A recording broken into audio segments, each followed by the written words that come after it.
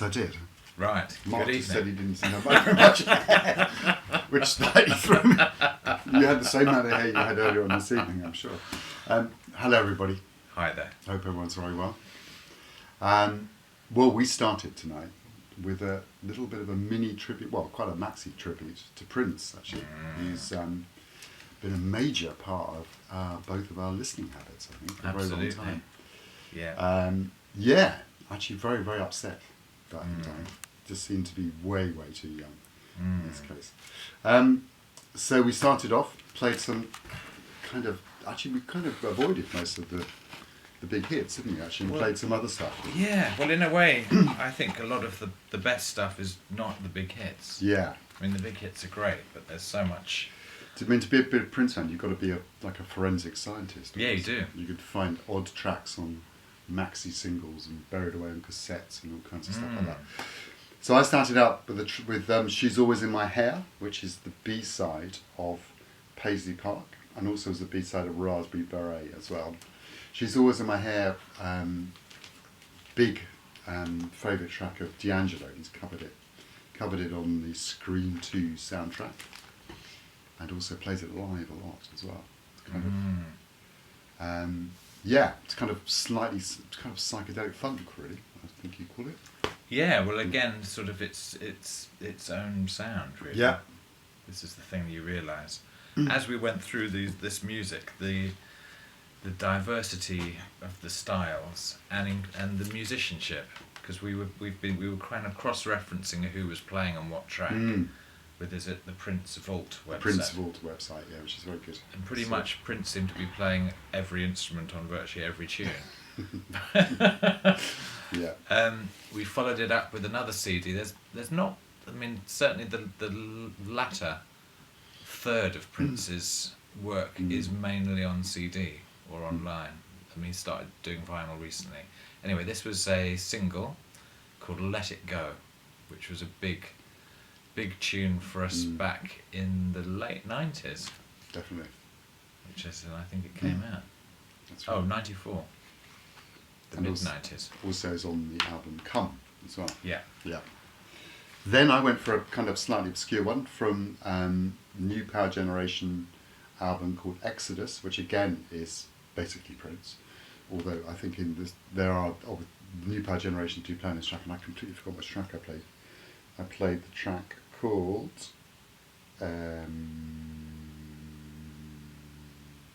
Count the Days on here, which is also name checks Frankie Beverly and Mays. There aren't many tracks to do that. That's very true. Exodus is a great album. It's kind of very, very underrated, and it's probably the best of the albums which came out just under the New Power Generation moniker. Then we went to this CD, which is The Vaults. Now, I think this came out when Prince was no longer called Prince, and Warner Brothers were trying to make some money, I think, and it was tracks that had never been released before. And as I think, there's supposed to be 2,000 unreleased Prince songs in his vaults, which, if this is anything to go by, if we ever get to hear it, which we may well not now, there doesn't appear to be a will. Anyway, we listened to a track called When the Lights Go Down, which very kind of jazzy track with some incredible piano playing from Prince. Beautiful. Really great album. It's very good. There's some good stuff in there. Yeah. Did I give you 6? Must have done. Yeah. Then went for The Time from their second album, which is called What Time Is It? And played the amazing track, I think, called 777 9311, which has got an incredible kind of kick drum sound on it and hi-hat sound. Which was programmed by David Garibaldi of the Tower of Power. We found out tonight. We didn't know this before, actually. And also actually only featured Prince and Morris Day. Yeah. So yet again, kind of whole band on the back, but it's basically just Prince on this album playing it. Great. I love the Time albums, and it's kind of more, I guess, the more kind of dance funk side of Prince's stuff around that time. But really the first 2 albums, actually, and some of Pandemonium are really good as well. Then we went to the album Musicology, which was from early 2000s, I think, 2004, and the track called Dear Mr. Man, which is it was actually the first vocal track that I listened to after I heard he'd died, because she couldn't listen to Prince for that Thursday. I was just too sad, really. It's a beautiful, soulful bit of social commentary, and has some great sax from Maceo Parker on it. Dear Mr. Man. We've gone horribly out of whack. I think I've forgotten a CD or a record or something like that. Oh, well, don't worry. I don't. So we didn't play this. You show your next one. Okay. We then had a track from this album. This is Madhouse. This was Prince's jazz project. And we listened to the tracks are just numbered, actually, 1 to 8, and we listened to 7, which had some phenomenal Prince drumming on it. All instrumental. Again, just what a virtuoso, what a sort of master of so many different styles of music he was.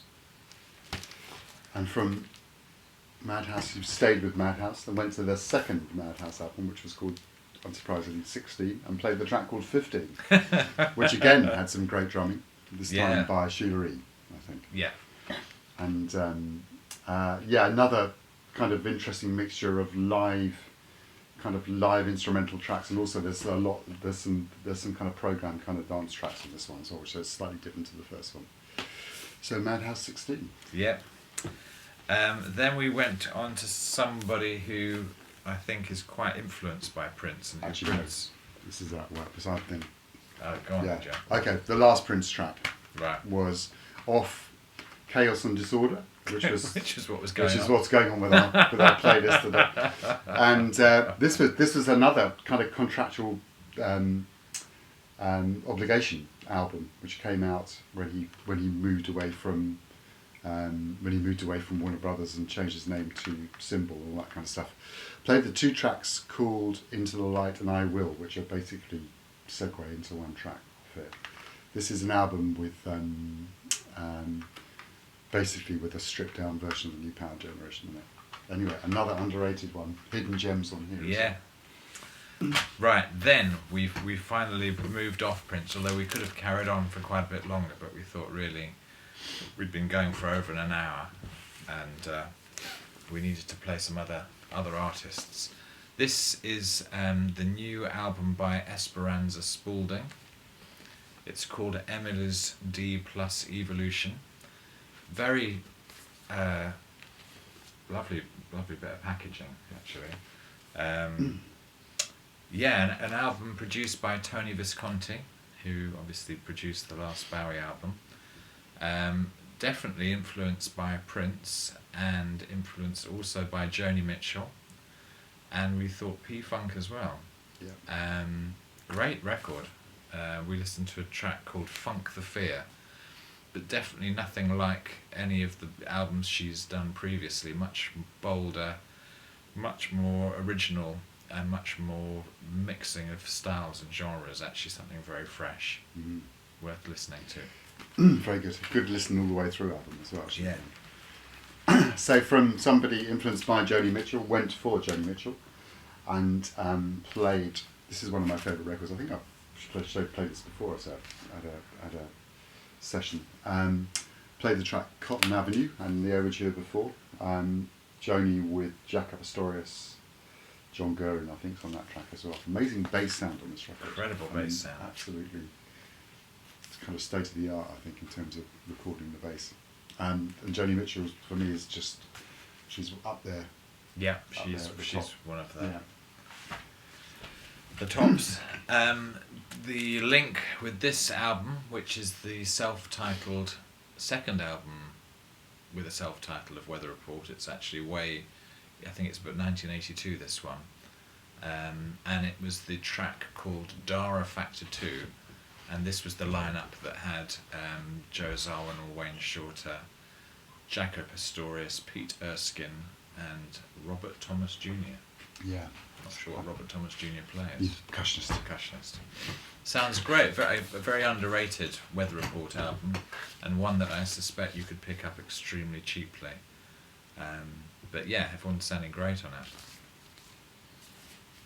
Yes, I think we took a break. We then took a break and then reconvened with. And I played a track off this ridiculous package, Santana's Lotus. I won't open it up now, but it has fold-out triple.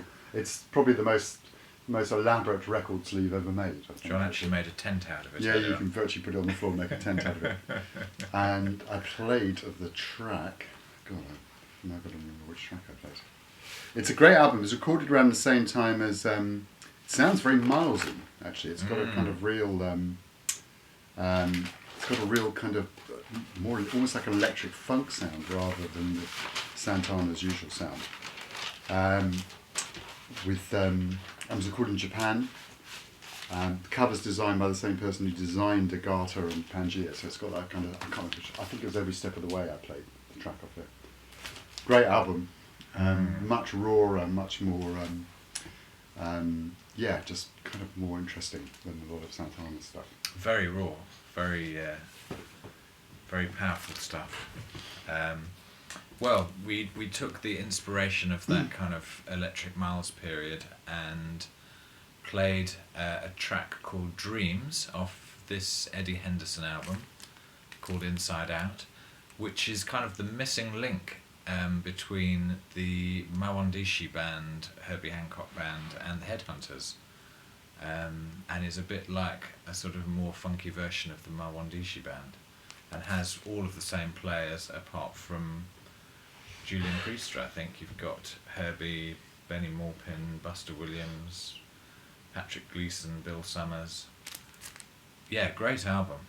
And John had bought its companion piece, but we didn't actually play it. Yeah, didn't bring it with me. No. But it weirdly came out on Capricorn Records, which was the label Phil Walden put together for the Allman Brothers and various kind of southern rock.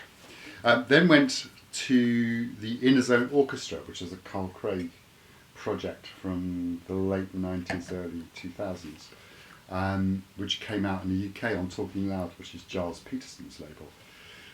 This is I don't know how many, I think it's a 5 10-inch vinyl box set with some very interesting music on it, really. I mean, it's kind of in a way that followed on slightly from the Eddie Henderson.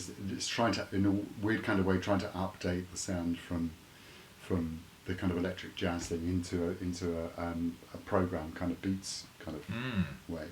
But this features live piano by Craig Taborn, who's a great jazz player, and drumming by Francisco Melo. Very interesting record. 5 records. And very nice package, which is not too expensive. I've seen it going for quite reasonable prices on Discogs. Yeah. Keeping with the flavour of Detroit and the sort of techno meets jazz, we had God, what's his name? Theo Parrish. Theo Parrish, indeed. Just for a moment there. And a 12-inch, a one-sided 12-inch, in fact, called Summertime Is Here, which, again, just really different kind of sounding music. It's just uncategorizable. Some live sort of jazz-styled vocals, some live horns, a lot of samples, some really kind of strange techno drum programming that was gradually shifting. Sort of reminded us of a kind of contemporary what Sun Ra might have sounded like, possibly, if he'd lived in Detroit. Yeah, great. I really like that track a lot. Yeah. Kind of moved sideways a little bit then and went on to the Heath Brothers from the album Marching On, which is on Strata East. The Heath Brothers were Albert, Jimmy and Percy Heath, all of whom were fairly big names in jazz on their own, and also it has Stanley Cowell on here as well, the piano player. And played the track, there's a side B is something called the Smiling Billy Suite, and played the Part 2, which has been sampled all over the place by lots and lots of different people. It's a very funky thumb piano. Very funky thumb piano. It's hard to say, actually. Funky thumb piano. Well, you said it, I can't say it. Funky thumb piano. That's right. In a similar-ish kind of vibe, an album by Noel McGee. Now, somebody on the VC has shown this album because I had it in my wants list and I didn't actually know anything about it. John seemed to know that he was a drummer with Steve Lacy, yeah, who'd moved to France, and this was recorded in France. I think this is a Japanese reissue, or it certainly looks. It's definitely masquerading as one, but it's just come out. We listened to the track called Trapeze, which had a kind of interesting time signature, and yeah, 1975 electric jazz sort of sound, really. Yeah. Nice. Very different to the stuff he did with Steve Lacy, which is much more improvised and kind of free jazz style, really. Staying in 1975, moved kind of down the road to Germany, and on the ECM label went for, I suppose it's a classic ECM record, John Abercrombie with Jan Hammer and Jack DeJohnette. Played the track called Timeless, which is, I think, an amazing track. Fantastic track. Sampled weirdly by JD alias Jay Diller as well for Slum Village record. Oh, really? Yeah. But it's a great album, this one. It's kind of like it's definitely not a standard organ trio, put it like that. There's a lot going on, and Jan Hammer makes some amazing orchestral kind of sounds on it as well. And some great bass lines. Yeah. So yeah, John Abercrombie, Timeless, one of the first 40 or 50 ECM records. Well, we've been France, Germany, we went to Venezuela with the next track, and this is, again, an album that I would never have heard about if it was not for the VC, and I can't remember who was showing this, but I think it was described as a sort of Venezuelan pastoral prog album, which I think is a fairly good description. Vytas Brenner is a keyboard player, a German keyboard player, but who lives in Venezuela. This is an album from, I think, 1972 that's just been reissued, and it's got some great sort of South American percussion and sort of indigenous Venezuelan. Well, I don't know, sort of banjos and kind of instruments that you don't normally hear, but kind of mixed in with this pastoral prog percussive thing. So it's really interesting, and a lovely reissue. It's called La Ofenda de Vytas. There you go, Vytas Brenner. Yeah. Then we started to go a bit of freeform at this stage, actually. We did, and I played very freeform. Freeform. I played a track off, and I think I've mentioned Hal Wilmer before. Hal Wilmer kind of works more like a film producer than a record producer, and puts together an amazing cast of musicians to usually celebrate either a composer or a musician, or in one case actually to celebrate Walt Disney. And I mean, people like Dr. John, Steve Lacy, Gil Evans, Elvin Jones, Donald Fagen, Carla Bley, Johnny Griffin, Randy Weston are all on this record. Todd Rundgren. And I played a track here. This is basically people doing really interesting versions of Thelonious Monk tunes. And I played a track with a quite bizarre lineup, actually, of Peter Frampton, Chris Spedding, Marcus Miller, and Anton Fig on drums. So 2 guitars, bass and drums, doing a version of, I can't remember what the track's called, of the Thelonious Monk tune called Work. Always check out Hal Wilmer's. My favourite of his records is the called Stay Awake, which is the Walt Disney one, which is amazing, but this is a great one of his first ones. I think we did take a break, and I was then struggling to see how to follow that one up. But so I went with to go after Peter Frampton. Well, I thought, Peter Frampton's quite a famous English guitarist from the early 70s, so I followed up with Paul Kossoff and the album Backstreet Crawler, and I think a special shout out to Spirit Tweaks, who I believe is a big fan of Paul Kossoff. We listened to the track called I'm Ready, which also features the vocals of Jess Roden. And it's the first track on side one actually, but it frustratingly just fades out just as it's really getting going. But I love Paul Kossoff's playing. He's very, very emotional player who doesn't overplay at all, and every note counts. And obviously he tragically died extremely young. Unfortunately had a lot of drug problems. But yeah.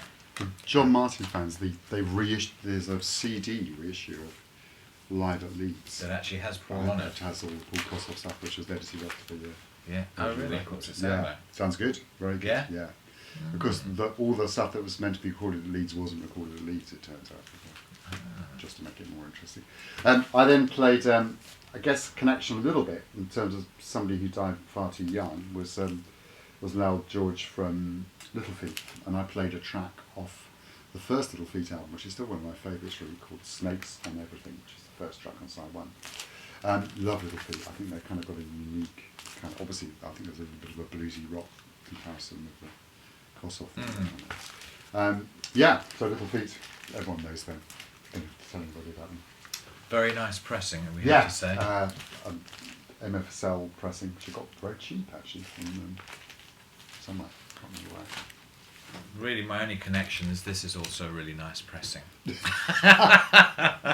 This is a Japanese pressing of the Blind Faith, the one and only Blind Faith studio album, with the very dodgy cover.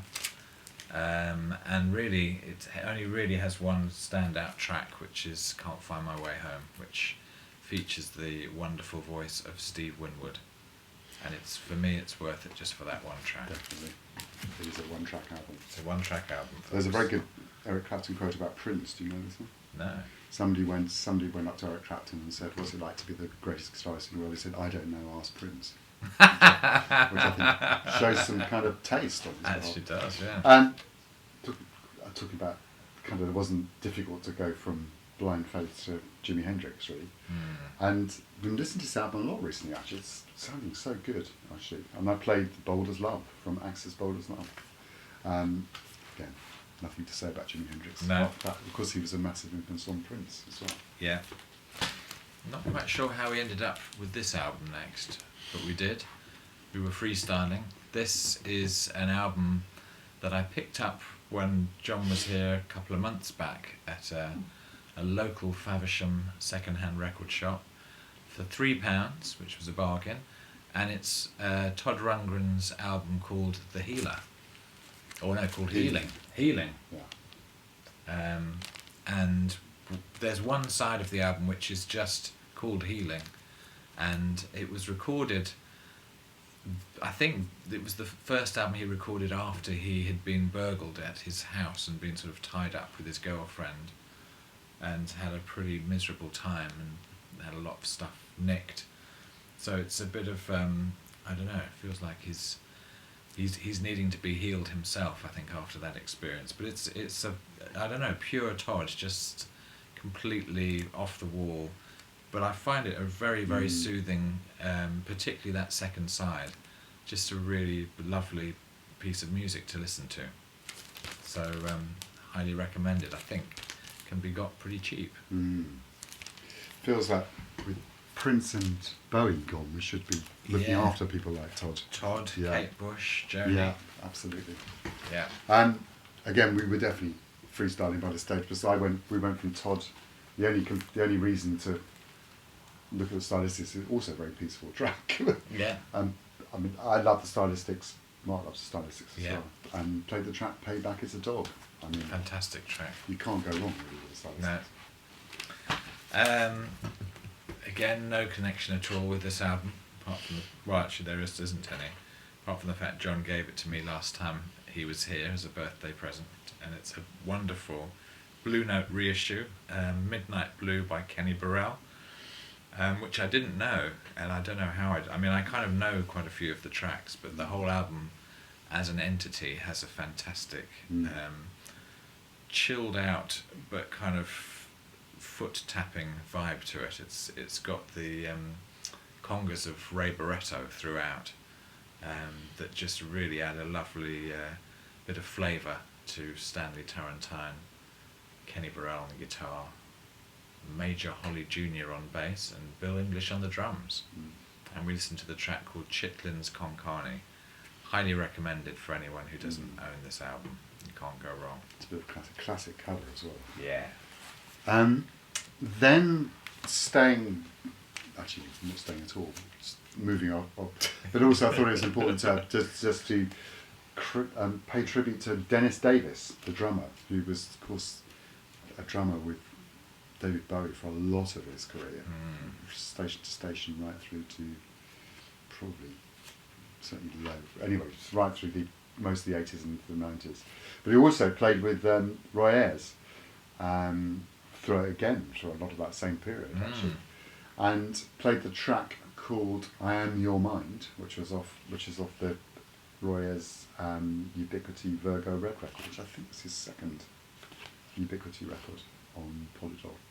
Also features the great Harry Whittaker on keyboards. Yeah. Random. Had to play a reggae track because we always play a reggae track, especially for Doug in Canada.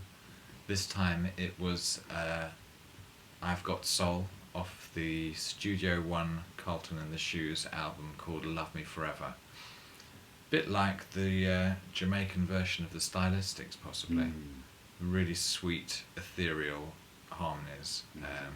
Possibly my favourite Jamaican vocal trio.